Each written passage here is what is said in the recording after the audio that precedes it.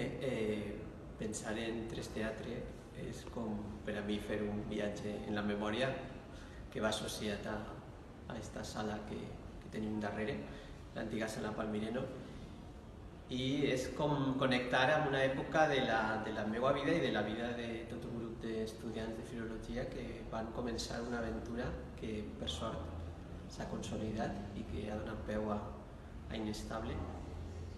I quan pense en Tres Teatre pense com en energia, no? Hi havia molta energia, hi havia molta passió, hi havia com moltes ganes de fer teatre i de fer teatre d'una manera diferent a com la majoria dels grups de teatre universitari treballaven, perquè una de les coses més interessants és que Tres Teatre fa creació pròpia, escriu les seues obres, els seus textos, fa les seues dramatúrgies i ho fa des d'uns plantejaments que no eren els habituals en aquell moment per al teatre universitari, no?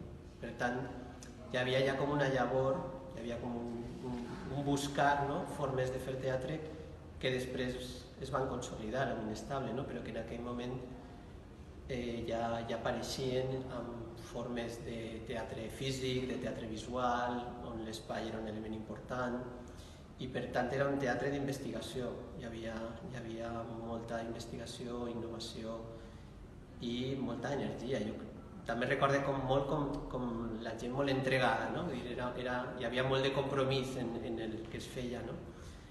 Compromís fins i tot diria físic, no? En el sentit del treball amb el cos, un treball que a vegades era fort, no?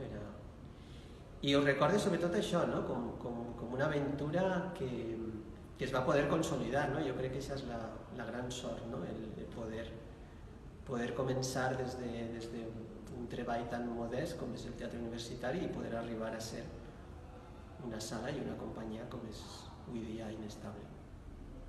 Gràcies per recordar-nos a tots.